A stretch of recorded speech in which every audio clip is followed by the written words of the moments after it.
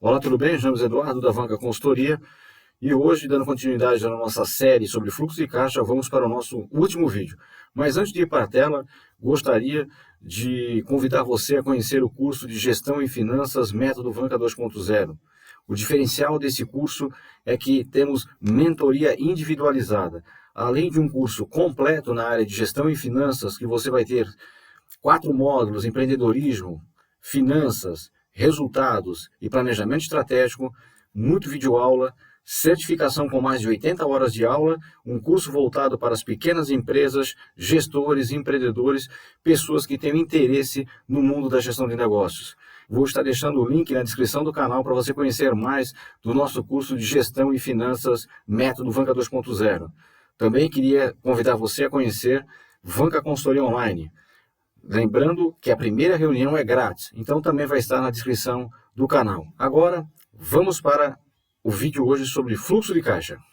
Vamos falar sobre realmente a ferramenta do fluxo de caixa aplicada. Então, olhando para este modelo primeiro aqui, isso daqui é um fluxo de caixa diário, certo?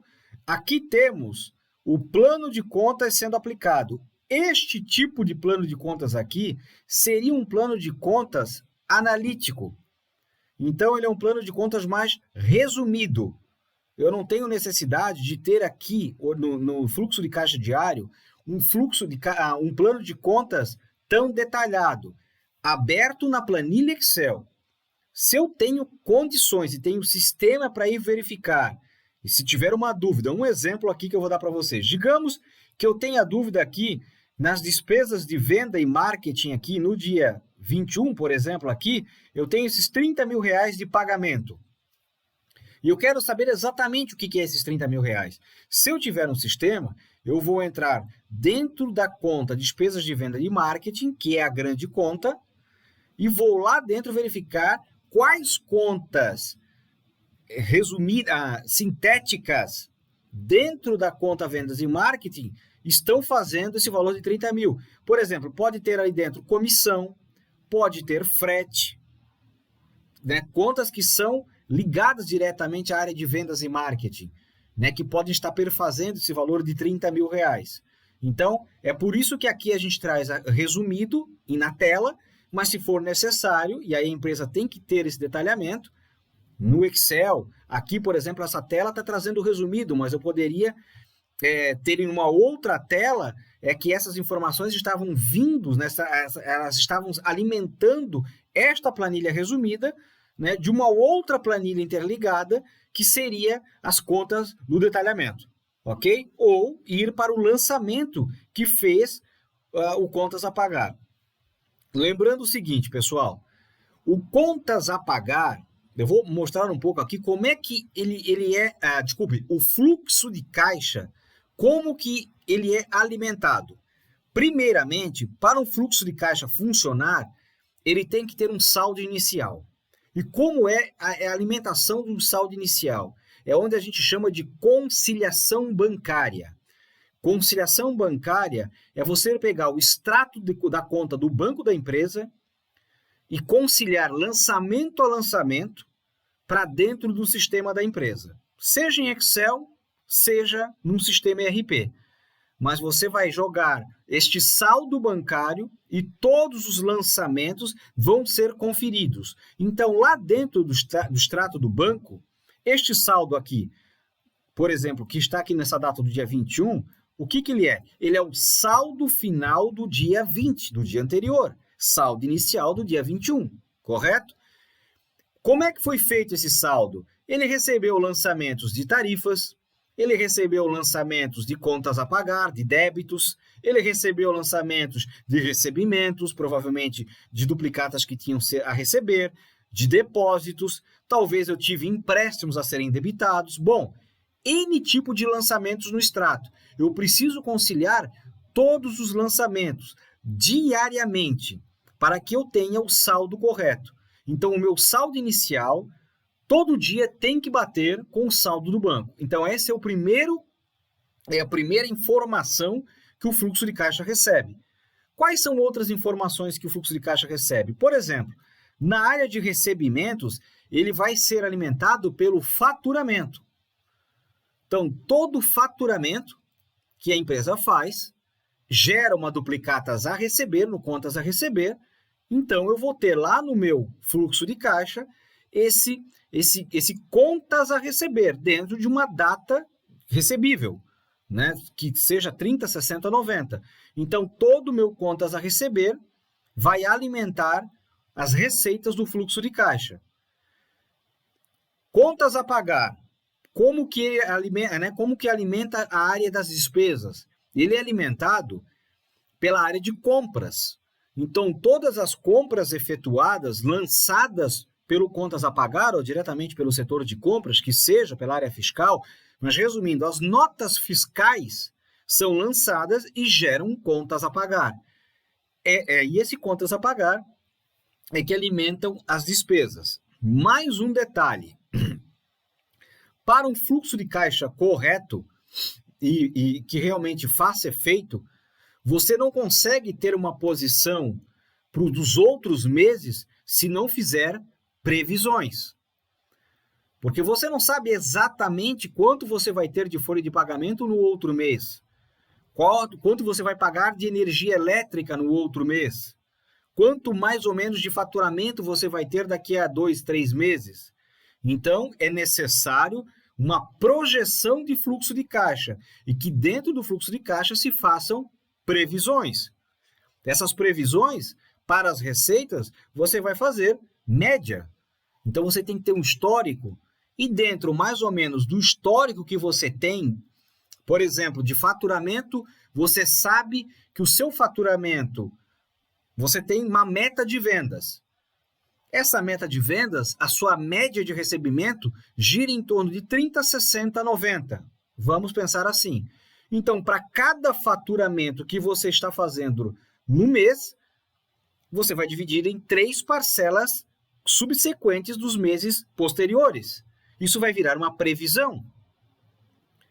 No contas a pagar, você também tem que fazer previsões de algumas despesas fixas que a gente sabe que tem todo mês, mas não sabe exatamente o valor. Mas como você tem um histórico, você vai lançar essas médias.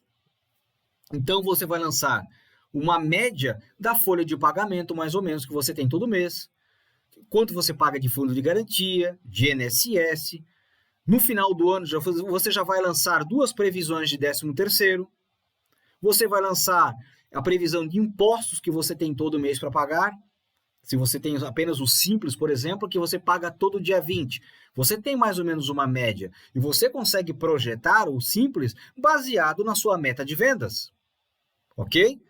Então, um fluxo de caixa, ele é alimentado desta forma.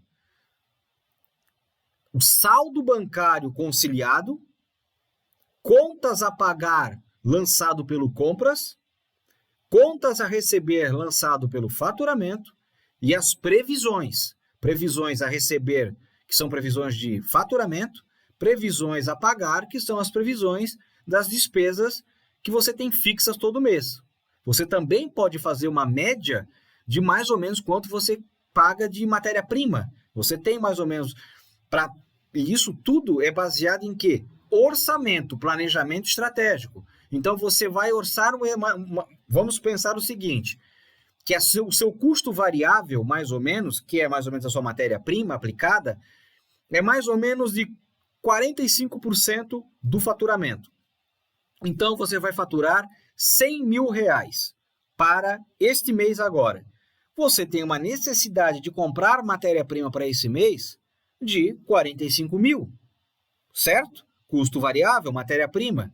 Bom, mas como é que eu vou projetar isso dentro do fluxo de caixa? Os 100 mil de recebimento, eu recebo geralmente em 30, 60, 90. Então, eu vou dividir 100 mil em 3 parcelas, que vai vencer nos 3 meses subsequentes. Aí, eu pago matéria-prima em 30, 60. Então, eu vou pegar os 45 mil e dividir em 2 parcelas que eu pago subsequente. Ou eu pago uma mais 30 dias, então eu vou pagar uma dentro desse mês e a outra mais 30 dias. É assim que são feitas previsões. E é necessário que, pelo menos, no pior das hipóteses, você tenha 1 mês de previsão sempre à frente. O ideal, o mundo perfeito, é que você tenha uma previsão de fluxo de caixa, um fluxo de caixa projetado, se chama, sempre até o final do ano, 12 meses. Então, logo ali pelo final do ano, quando se faz o planejamento estratégico, que a empresa começa a fazer as previsões de vendas, aí o financeiro vai fazer as projeções orçamentárias. Depois que tem a área de vendas, previsões de vendas, quais são os produtos que mais vão ser vendidos, e você sabe se o custo vai... Bom, tudo é medido, você tem os indicadores. E aí o financeiro vai fazer toda uma projeção baseado na projeção de vendas. E aí ele começa a projetar o fluxo de caixa também, baseado também nas despesas fixas. E aí o ideal é que tenha 12 meses para frente. Ok? Vamos olhar aqui o fluxo de caixa diário, agora que eu fiz a explicação. Esse fluxo de caixa diário, então, mostra detalhadamente, dia a dia, a posição financeira da empresa. Então, é importante que a empresa tenha sempre um mês vigente, aberto diariamente, e os meses posteriores, aí ela não precisa ter aberto ainda, ela pode ter uma visão mensal. Mas o mês vigente, aberto diariamente, para saber exatamente quando eu vou ter problema financeiro. E assim, eu vou saber qual atitude ser tomada, ok? Por exemplo, neste tipo de negócio aqui, hoje, no dia 21, eu estou com um saldo de R$44 mil, vou pagar R$30 mil, não tenho nada para receber hoje, então vai me sobrar um saldo, 44 mil menos 30 mil de despesa, não tenho nada para receber, vai me sobrar 14 mil no caixa. 14 mil é o meu saldo final do dia 21, é o meu saldo inicial no dia 22. Então, dia 22, de manhã cedo, o financeiro ele pega o extrato bancário, faz a conciliação e aí esses saldos aqui tem que baterem para mim iniciar o meu dia. E aí, aqui, já no dia 22, eu tenho uma previsão de pagamentos de R$ 121.762, mas não tenho nada para receber. Terei problemas financeiros, começa a faltar recurso. E aí, a decisão vai ser tomada da seguinte forma: a empresa vai utilizar do limite que ela tem disponível, ela vai precisar de contar duplicata, ela tem duplicata para te contar, ela vai precisar buscar um recurso, um empréstimo de capital de giro. Aí está a decisão. O importante é que quando você tem um fluxo de caixa e faz ele diariamente, e estuda e analisa, com certeza esta posição aqui já teria sido vista no mínimo há um mês atrás, antes. Então ele já sabia, já teria tomado uma decisão. E não chegar agora no dia 22 e descobrir que não tem dinheiro para pagar os compromissos, que é o que a grande maioria das pequenas e microempresas fazem, apagam fogo no seu dia a dia. E o fluxo de caixa demonstra isso. Por isso que é uma ferramenta poderosa. Então, pessoal, espero que tenham gostado dessa série sobre fluxo de caixa. Peço que vocês curtam o nosso canal, compartilhem, deixem os comentários do que vocês gostariam de ver nos próximos vídeos e, principalmente, se inscrevam no canal. Isso dá mais força para que a gente continue realizando esse trabalho, que é trazer informações de gestão e negócios para o mundo das pequenas empresas. Por hoje seria isso, um grande abraço e até a próxima!